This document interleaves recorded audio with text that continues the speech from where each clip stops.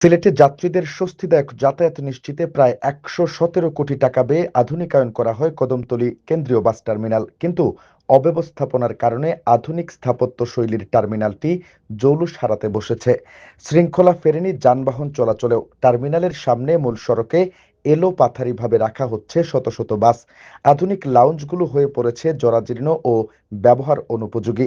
এছাড়া শর্ত লঙ্ঘন করে অবৈধভাবে ইজারাদার টার্মিনাল এলাকায় নির্মাণ করেছেন অতিরিক্ত বাস কাউন্টার ও দোকানপাট। ফলে বিপুল অর্থ ব্যয়ে নির্মিত আধুনিক টার্মিনাল থাকার পরেও দুর্ভোগ পোহাতে হচ্ছে যাত্রী ও নগরবাসীকে।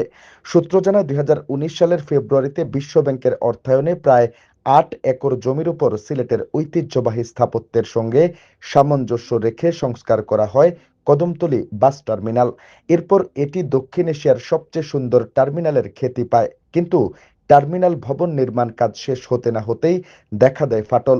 সিলেট সিটি কর্পোরেশনের পক্ষ থেকে তদন্ত কমিটি গঠনের পর সংস্কার করা হয় ভবন। চলতি বছরের জুলাই থেকে ১ বছরের জন্য ইজারা দেওয়া হয়েছে টার্মিনালটি। সরেজমিনে টার্মিনাল এলাকায় গিয়ে দেখা যায় টার্মিনালের বাইরের মূল সড়কে শত শত বাস এলোপাতারিভাবে রাখা হয়েছে। ফলে সৃষ্টি হচ্ছে তীব্র যানজট। টার্মিনাল ভবনের বিভিন্ন স্থানের ফ্যান ও লাইট নষ্ট। কোথাও ঝুলে আছে নষ্ট ফ্যান, লাইট। যাত্রীদের বসার চেয়ার ভেঙে গেছে। লাউঞ্জের ভেতর অপরিচ্ছন্ন এবং চেয়ারে জমে আছে ধুলো ময়লা।